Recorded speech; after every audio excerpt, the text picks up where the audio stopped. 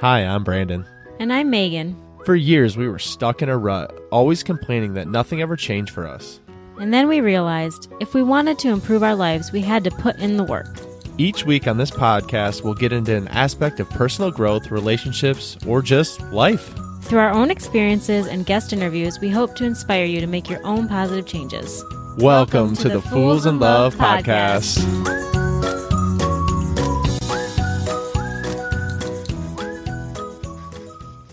Hey y'all, today we are so excited to have Pamela Hawkes with us. As a voice and creator of the Unapologetically Me blog, Pamela coaches and empowers women to be the best version of themselves.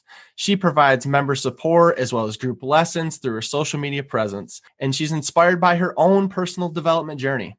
And when Pamela's not coaching, her passions lie in being a mama to 3 girls, ranging in age from a toddler to a teenager, and being a wife to her best friend and the biggest cheerleader. Pamela, thank you so much for being here today. Hi, thank you guys for having me. So we're so excited to have you here, and we wanted to start out, we always have each of our guests start out with just sharing a little bit about their story and really their journey up into this point, just to give our audience a little background.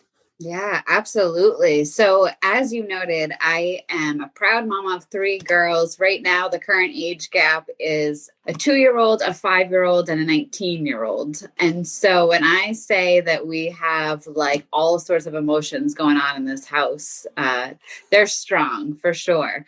But really, my journey honestly started around personal growth when we added my 3rd daughter to our family. I thought it was everything I was, I needed and wanted. And I kind of crashed in a sense because I felt like I couldn't juggle and manage it all in my life. I had this sense of feeling like I was supposed to be doing it perfectly and I just wasn't. And all the research I had done, it's hilarious how much we like Google, like, what's it like to have 3 kids, and is adding a 3rd easier than 2?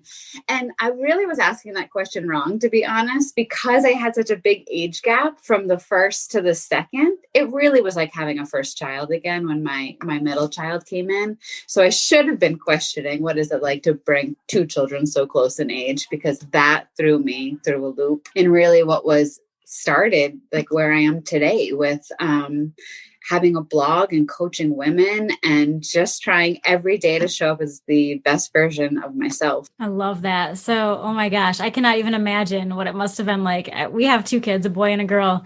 And we are like, wow, anyone with 3 kids is a superhero because we barely survive the day as parents of 2.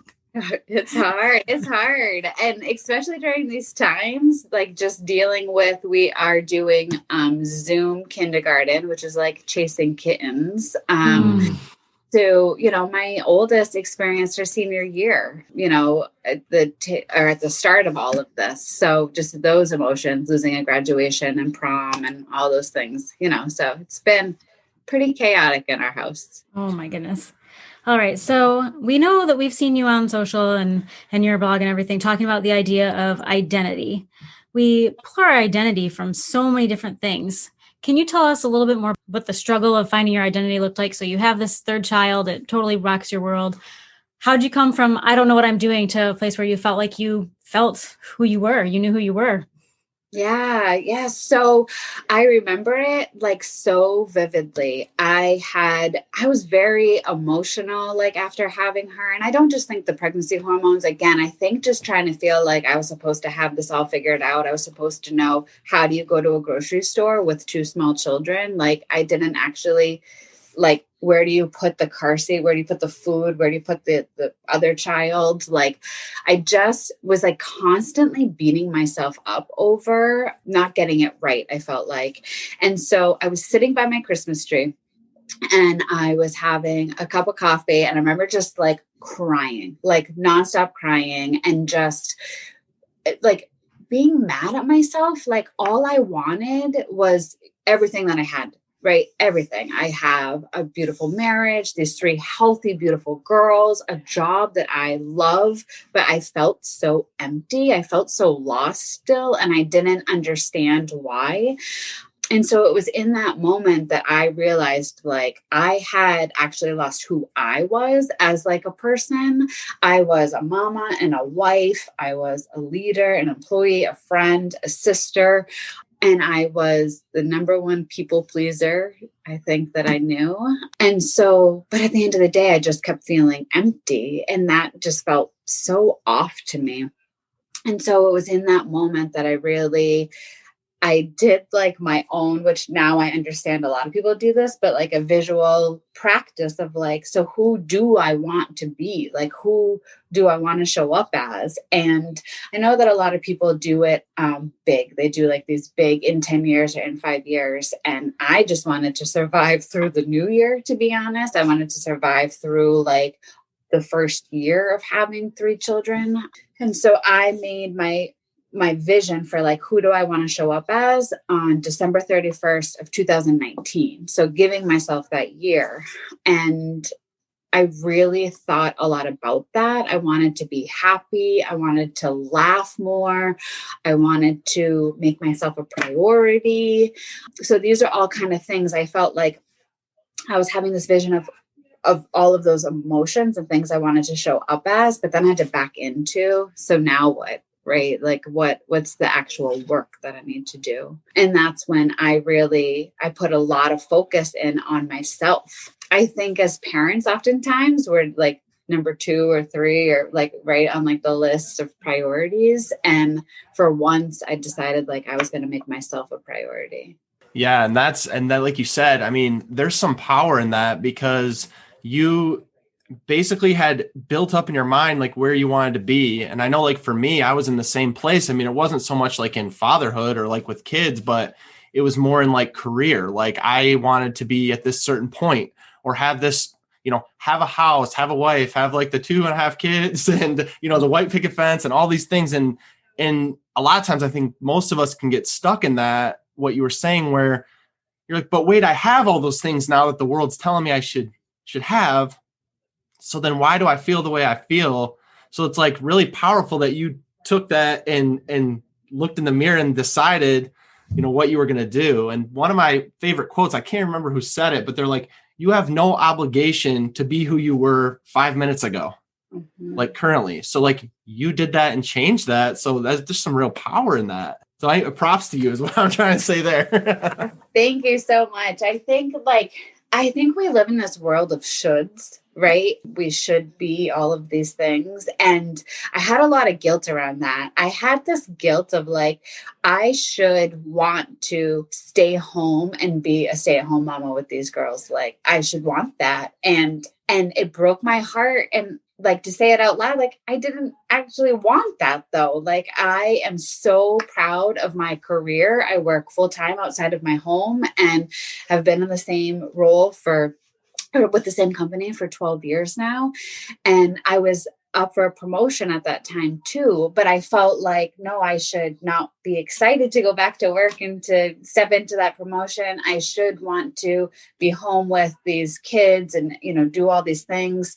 And so I felt this disconnect over who everyone else thought I should show up as and who I wanted to show up as. So that was a really hard thing for me to get over and say like, let go of the guilt and like get back to like what you want. I give so much credit to stay-at-home mamas and for those that make the decision to, work outside the home. And it's hard, but we are good parents, either side of that. And I think it's big in whichever way you step into. It's so funny that you're saying that you felt that guilt and that pull. Like I've literally never thought, oh, gee, I'd be such a great stay-at-home mom. Like it just doesn't interest me. I want to work. But even when you know those things about you, like it sounds like you know those things about yourself.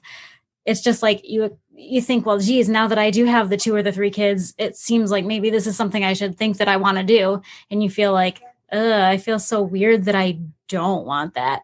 So like you, I had to like struggle with the fact that like, no, I'm anxious and ready to be at work. I don't have any desire to stay home and raise these kids on a 40-hour-a-week basis. I'd rather be at work and then come home to them and be excited to see them rather than burned out all the time. So love that you just like had that realization and went with it. Yeah. It's good to know you're not alone. Yes, absolutely. I think that's the thing, right? I think sometimes a lot of people do just feel alone in how they feel. And so to be able to speak on our different platforms, right? The blog and your podcast and like say, like to just share our stories and continue to remind people like you're not alone. Like, I think there's just so much comfort in that. Yeah. And I think the difficult part too is like, especially, I don't know why more so for moms than dads, but like there's way more pressure put on y'all as far as, how you're expected to show up. Like if a dad went out and was like going to be real firm about going for his career, the world wouldn't think anything of it. But then you as moms or women want to do that. And then somehow it's like frowned upon, like you're being selfish, like the world. And I'm sure you might've believed that, like when you were starting to think through those things, like you're being selfish because you're going to prioritize yourself. But we always say on this podcast, and I hope you would agree, I think you would, but that it's not selfish, because by you showing up better for yourself, that means you can show up better for all the tiny humans and spouses and everyone else around. So yeah, absolutely. I mean, that is my biggest thing. And through the coaching that I do with a group of women, I am constantly talking about that. I just sent them a message today to say, like, you have got to like recharge and take care of yourself today so that you are able to show up. Because otherwise, if we don't feel full and complete, then how are we ever going to like take care of anyone else? And I think that's the thing. We just expect that like we have to pour out, and we're never, refilling. How do you deal with some of the guilt that comes from taking the time, like actually doing the refill? Because I know for me, it was a long struggle and I still struggle with it. Like, I think that every single minute of my life, I should be doing something. And if I am not, then I am failing. So did you ever struggle with that? And how did you kind of come through that? Yeah, no, I definitely did, especially at the start. I struggled with that a lot. And I mean, my mental health was not good. My physical health was not good. I had nothing. Like growing up, I was a dancer. And so I didn't have an outlet like that anymore. And so it took a lot of communication with my husband, to be honest, to say like, I need to take care of me, and I need to figure out actually what I want to do what do I want that to look like? Because I didn't even know anymore, because all of my roles had my day was filled with roles and things I was, had to do. And it took me a little while to figure out like what made my heart happy. And again, I really thought a lot about like, so where do I feel full? And luckily being in New Hampshire, we're near the ocean, and like the water just makes me happy. And so I made it a point and told my husband, like, make me like do this. Like, I don't ever want to say like, oh, I don't need to do it today, but I wanted to get out on my paddleboard. I wanted to do beach yoga before, the weather, all the snow comes here. And I wanted to do it weekly. Like I wanted to not break my that promise to myself. And so I used to put it on my family calendar. We share like a Google Calendar on our phones. And I would put it in like I would a doctor's appointment, to be honest. Like, and I just told myself, like, I am not to break that promise. And even if my work said like, oh, you need to stay late or whatever, like I had an appointment I couldn't break. I mean, if it was like really I had to, fine. But like, I mean, it took a lot for me to move that. And I had to have that conversation with my husband to say, I need this, but in return, he needs that too, right? And so we actually have this thing that we do on Sundays called our operations meeting. And we like sit down, the kids are in front of the TV, and we have like our cup of coffee and we talk about the week. Like, what does our work schedules look like? Where are we going to get our physical, activity in? And like, where else do we need to show up for one another? Because it's not just about one or the other. It's about both of us showing up to be our best selves. So that really allowed us to hold each other accountable that we were doing that. But it took a little while, like I said, to figure out like, so what did I actually want to do? Because I didn't know anymore. I know. I totally feel you. It took me, I started running, but I only started running like a couple of years ago. So like you, I was just doing nothing. I mean, like you said, you weren't in good mental or physical health. Me too. Like I feel that very much. And it just was like, I don't even know what to do. Like, how do you even determine that? But I love what you were saying about you and your husband doing the meetings. I think everybody should do some form of that. We don't do like a formal sit down meeting, but we definitely have like the Google Calendar. We definitely have a document every week that says what we're doing when, and we have like regular running nights where he's on Monday, Wednesday, I'm on Tuesday, Thursday. Like we have it all figured out because weekends are a little bit easier, but those weekdays are, dang, if you don't plan it, it's not going to happen. Like there is no random Tuesday night run. Like if it's not on the calendar, it's not happening. Exactly. That's so true. Yeah. And you touched on something really powerful there too, that I don't want people to miss, but you said you not only plan it, but you prioritize it. You say, no, this is like an appointment on my calendar, much like a doctor's appointment, much like a business meeting, much like, I don't know, one of your kids' sporting events. Like it doesn't matter. Like that is something, and it's a non-negotiable, because I think that's the first thing that falls off of people's lists. Their self is the first thing that always is going to fall off, especially as a parent.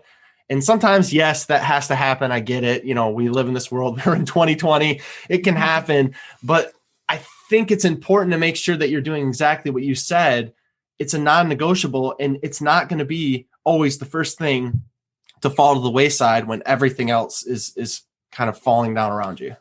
Yeah, absolutely. And that's funny that you said about running. So I started running in March. I don't know why. I just was like, what else do we have to do? So like I did the Couch to 5K program. And so I ran my first 5K in May, which was like virtually, but super exciting. But talk about guilt. I would be like putting my sneakers on, and my littlest would be like, you run? And I'm like, yeah, Mom's going to run. I come with you. I tried that twice, pushing a stroller.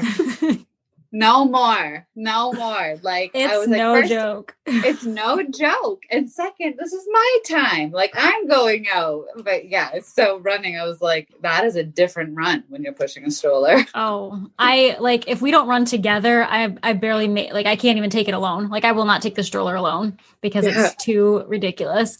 I mean, and you know, 2 kids, that's a lot of weight. That's so much weight. Pamela, we've been talking a lot about motherhood. I wanted to switch a little bit and just talk about, when we're discussing identity, like where are you finding that, like the women you work with or people you've talked to, where else do they seem to find their identity? Because, for example, for me as like a father, I mean, that is part of me, that's part of my identity, but I don't feel like really that's a core of who I am as like a man or a person. I mean, I guess it is. I don't want to downgrade it too much, but it's way more so toward the women as far as like society would pose it, I guess. But where else are people finding their identity? Because I know a lot of people can struggle in different areas, and I want to make sure we touch on that as well. Yeah, it's really interesting. I think a lot of the people are parents. Not everyone that I work with is though, but still like they still have other roles, right? Like as an employee, they're working through having healthier boundaries between like work and life, and finding that they don't, especially right now, a ton of people are working from home, right? And so creating a boundary between like when work is happening at home, like life needs to happen at home. So like, I think there's a lot of people wrapped up in that identity that like, they're just on all the time with their, with their workplaces.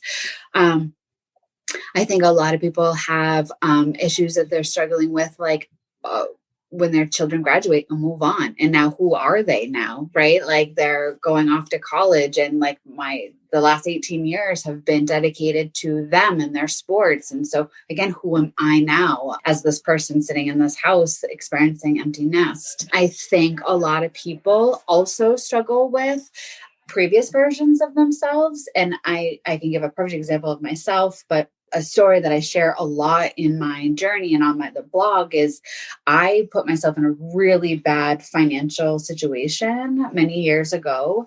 And so now it looks very different for me, but I still have this version of myself that I feel as though like, that's who I am, right? I'm not good with money. I've messed up and all of that. And so I think we are experiencing a lot of people who are maybe stuck in previous versions of themselves, limiting beliefs that make them really feel like that's who they are forever, and trying to dig in and show them like to help speak truth to those things, to say that might have been who you were then. Let's honor that, because that version of you helps to get you to where you are today. And let's speak truth into like what that version of you looks like today. So there's like a lot of that. There's many layers. There's a lot of people who feel like they're broken, and that they'll always just be broken for whatever reasons. And so again, just trying to unpack that and show like bad things happen, and so we can move forward and not allow that to be our identity, right? Like for so long I identified and I was a single young mom with my oldest. And so that's just who I was, and so it's just like a lot of people who have these, I would say that's the biggest bucket, is like these previous versions that they're still kind of holding on to because they think like, oh, that's who I am, when that's actually not the truth anymore. What's your biggest or best advice for somebody that is struggling with those past versions of themselves? Yeah, I definitely think like trying to find the truth in it, which can be super hard. I am a huge advocate for writing. I call it like get your crazy out. That's like honestly what I tell like my people all the time. Like just write. Like when you feel like you have this narrative that's just kind of spiraling and it's like I'm not enough statements, right? Like just kind of writing it out and letting all that crazy and that blah come out, but then making sure that you then speak to it, right? And try to prove it wrong. Like, like I'm not good with money and all of the things that, happen with that. It's like, I have one credit card. I'm almost out of debt, or my house is going to be paid off soon. Like I'm actually good with money, right? Like, and then you're like, oh, like, I think that once it comes out of your mind and out of your heart, like you can see it when it's written down, and people can tell you it till they're blue in the face, right? My husband tells me all the time, you're so much better. You're so good. You have to believe it. You have to, like to understand it. And so I just think that the practice of doing the writing it's been really powerful for me. And why I started the blog, to be honest, I started the blog totally by accident because I was just writing. And my husband's like, you should share these things. And I was like, who's going to watch or read besides like my mom? Like no one.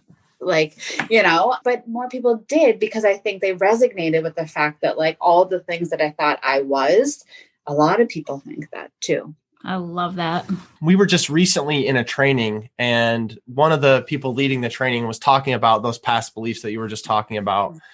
And one of the questions that really resonated with me, I've been using a lot lately for myself, is how is that serving you? So like that past person, that past belief, that negative belief, maybe that down talk, your subconscious mind, whatever you want to call it, like, how is that serving you? Yeah, you might have been bad with money in the past or had that bad experience, but thinking about it now in your current state, when you're so much further along and you're trying to progress, like, then how is it serving you to go back there? And so I really find like that's a pretty powerful thing. And I often talk to our listeners about that. Like, it's just, how are these things serving you? Because many times, like looking at where you've been is important. I mean, don't forget about where you've been because there's a lot of growth in that. But then there's no need once you've worked through that to continue to go back and pull yourself back there because that's not you anymore. Right. And don't worry, because he's totally been like, Meg, how is that serving you today? Like every time I'm like, you know what? It's not. Okay. Thank you. That's so funny. No, it's so true. Like I just did a post recently because I saw this quote that was so awesome. It was like, does your neck hurt? Because like you keep looking back, like stop looking back, right? Like let's just move forward. But it's so easy to do. And you're so right. Like it's not serving you. And the words that I've been trying to find lately is like, I want to honor that, right? Like, cause that was a part of me and that was a part of you. And let's honor it. Let's respect that. Like, let's acknowledge that maybe that was hard and it was difficult and it was yucky, but like it got you to who you are today. Like every single thing that I went through or any of us went through is like why we're standing here doing the things that we're doing, So. Yeah, exactly. And so like, I think too, like with one of the things I want to touch on with identity, and I hope you can speak to this too, is I feel like a lot of the identity things, like whether you're a mom or like for me, it seemed to like me in the past was like my career, any of those things, it's like I tied my worth to that. So like me as a person, I tied my worth to that. So like you said, as a mom, okay, but then what happens when your kids move out? Or as a career, okay, what happens if you lose that job? Like a lot of people have lost their jobs this year. So then where are you finding your worth? Because if you're putting your worth all in that part of your identity, then how are you finding your worth? So like, what do you believe the worth works into that? And how do you work around that?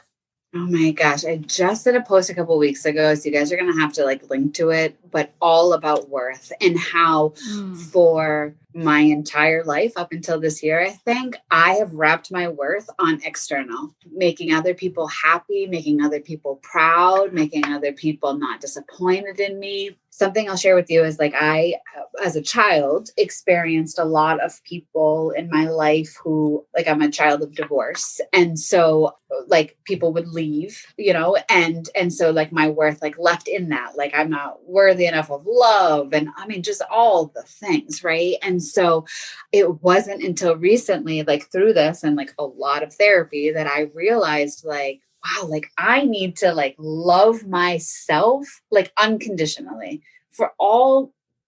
I'm not perfect by any means, but if I love myself enough, then that's all that matters. And everyone else will come on in and they will love on me too, or like show how proud, but like I have to have the confidence, the strength, like all of that to define my worth. And like, these young ladies, these girls are watching me, right? And I don't want them to start, having their worth wrapped up in like disappointing us as parents or whatever, we're already trying to start that conversation now with them. But worth is everything. And I think so many of us wrap it onto external things like, I'll be worthy when I get the promotion. I'll be worthy when I get, out of debt, when I get the house, when I buy the car, when I do the thing. And if we don't get it, then we're a disappointment and a failure. If we do get it and it didn't actually make us happy, like, then what, like you just go on to the next thing.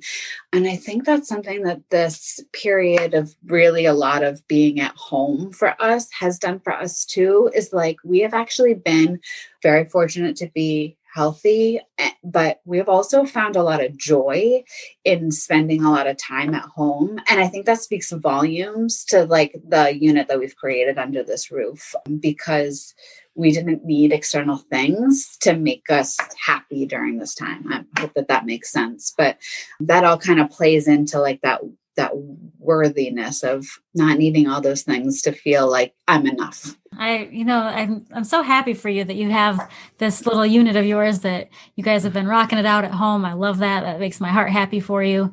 And I know we were just talking about worth. I want to spin just a little tiny bit. It's worth, but not sort of, kind of. Okay. Basically, I know that with worth, it's a lot of wrapped up in what other people think of you. So what happens and how do you deal, not you specifically, how do we deal with when we have to tell somebody no, and we don't want to feel inconsiderate, we don't want to be rude, we don't want to come off that way, and we're trying to people please and we're trying to do all the things, and we still want to be worthy in our own eyes and in their eyes. How do we deal with that? Yeah. Oh my gosh, that's such a good one. So again, like the former people pleaser in me was always like a yeser in everything. And I had to learn that every time I said yes to someone else, I was saying no to myself or to my family. And so every time, like, I feel like I personally, and I see it in a lot of the people I connect with, like they get anxious or experience anxiety or stress. And I think that we are seeing that more and more when there's like a disconnect on like how they're showing up and what they're doing for others versus what they actually want to do. Right. So like not saying no to someone, even though like you really want to, because you don't want to hurt someone's feelings or make them upset.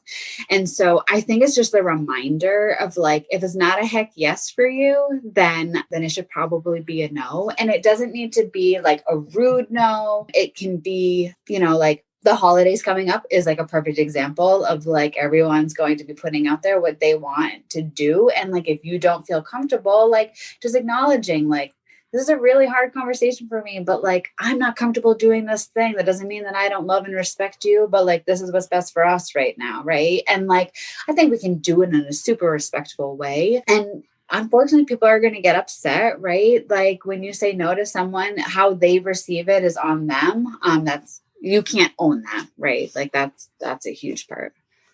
Right. It's so funny that you said that, because we're actually working on an episode right now about surviving the holidays with that in mind, because now more than ever, it's like you feel all the pressure from family and friends and people pulling you all kinds of different ways. And like, like we've already said, I mean, we have 2 small kids. So like a lot of the stuff is happening at our home.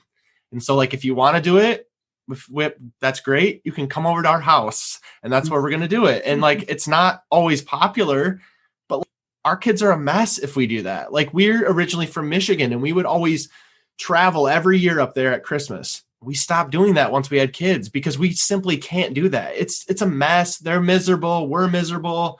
In turn, everyone's miserable. It's like, why are at one point we got there, we're like, what are we doing to ourselves? Yeah. And so it's funny that you said that, because like we were just talking about that before we jumped on this call, about that and just like the pressure that's being put on people right now in the holiday season. So I love that you said that. And I'm sure there'll be all kinds of additional opinions and thoughts this year with COVID. So I'm sure every family's going to be a hot mess. Yes. The holidays are going to be like a whole other added stress and anxiety for sure. So for the people, I know we've talked a lot about identity. We talked about worth. So the people that are feeling lost or they're feeling trapped in their current circumstance, maybe, because I know a lot of people can feel like this is where I am and this is who I am. And I might want something different, but how do I get out of that? What tips do you have for someone who's kind of in that space of either not knowing what to do at all, or they just feel a little bit empty and they feel like they want to strive for more? Like what can they do? Yeah, I think that the first step for me was that visual like practice that I did. And again, like it is super exciting to do like a vision like 5 or 10 years out and say like, I want to live in this town and have this type of house and drive this type of car and all of that. And I think that that's awesome. But sometimes I think like just getting to the end of a year and telling myself, or, you know, using that practice to say like, who do I want to show up as on December 31st of, 2020? Like, because that feels really big to people, right? Like just in like a year.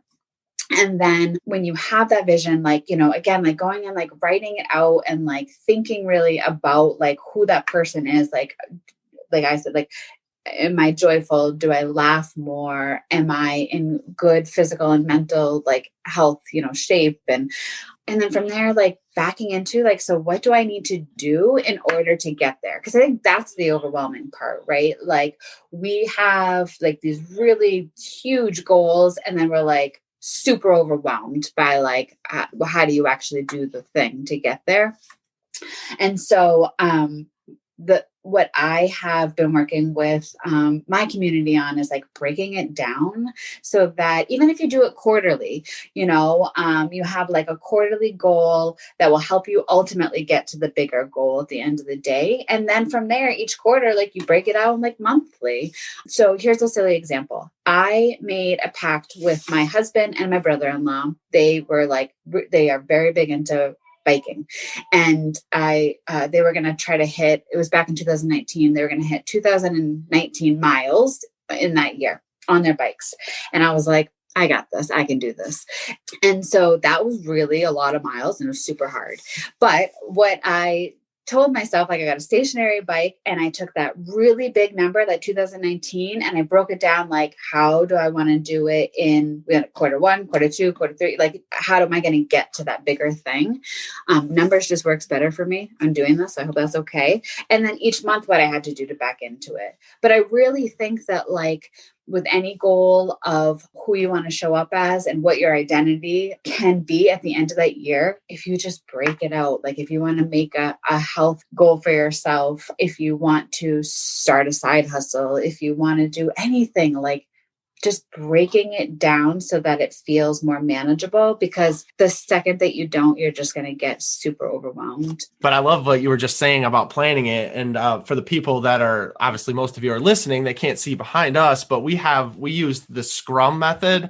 And so like you do 3 different columns. So you put down all the things that you need to work on in the one column. They're not necessarily doing them right now, but these are all the things you need just for posterity's sake. So you know that they're there. Then you have the middle column of the things you're actually doing right now, currently, which would only be like 1 to 2 things. And then your finished column, because we can get a lot of caught up on all the things that need to be done, but then we lose track of the things that we've already completed and how great we've done and all the small wins we've had along the way. And so we've really been using that method recently to get through a big project we're working on, but it can be used for anything big or small. So I like the idea of planning it into small bite-sized chunks, because like you said, otherwise you're just going to drive yourself crazy. And I think it keeps it actionable too, because when you're just like, I want to be healthy, then like, okay, if you don't break it down into a step, then you're like, okay, well, did I do it? I don't know, maybe.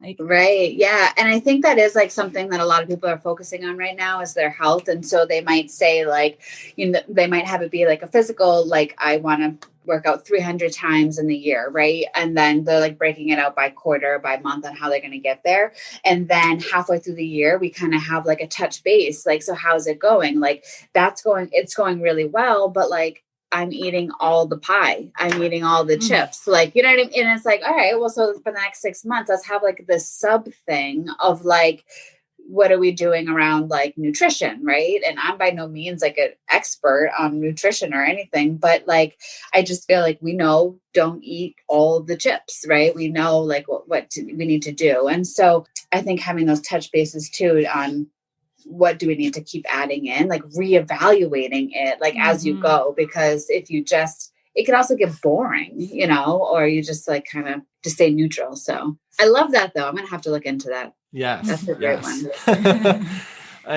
The last thing I want to talk to you about, because I just love the name of your blog, the Unapologetically Me blog. So I wanted you to define for us and the audience here, what does it mean to live unapologetically? Oh, you guys, it means showing up however I am today. If you follow me, like one day I'm like fired up and I'm like everyone's cheerleader and I'm doing all the things. And the next day I'm like, I've been sitting in a puddle of tears and like my children all hate me and it's fine. Like, every day I just feel like we have to be so truthful of who we are. I was listening to your podcast that aired about perfect, attempting to be perfect. And it's so true. Like more and more people need to say like, I do not got it. Like it might seem like I have it. I don't have it. Like by no means. And so Unapologetically Me, it's whatever version rolls out of bed that morning. I just want to be truthful, but I also don't want to beat myself up, right? If I was like rocking it yesterday and today I'm just like, can barely show up, like have grace, acknowledge that today is that day. And like, let's try again tomorrow. Like the next day, there's always a new opportunity. So I try not to sit in it a lot, but I definitely don't ignore it or hide it. I think that's a beautiful ending to this episode. But before we go, I do want to have you sell yourself a little bit. Where do people find you? How do they find out more about you? Awesome. Thanks. So I have the blog itself, which is the unapologeticallymeblog.com. And then I'm on Instagram and Facebook at the Unapologetically Me blog. But I also have like a little tribe that I've created of women who there's about 300 women who are like-minded people just trying to show up as their best versions of themselves every day. And that's over, I think it's just called the Unapologetically Me tribe over on Facebook. So it's just a place where we kind of lift each other up and support each other. And that's what I'm doing right now. Love it. Love it. Pamela, thank you so much for being here today. And thank you for all the work you're doing with women and just all the work you're doing in this space and the knowledge you brought for our audience. Oh, thank you guys. It was such an honor talking to you. And I just appreciate the value that you are adding into everyone's lives. Likewise. Thanks. Hey, B, what did you think of that episode? I think it was pretty dang good. Well, what should someone do if they enjoyed these last 30 minutes? They should probably head over and leave us a review so we can reach more people. They definitely should. Guys, if you like the Fools in Love podcast, please go follow us over on Instagram at Fools in Love Podcast. We'd love to connect with you and learn more about what you'd like to hear.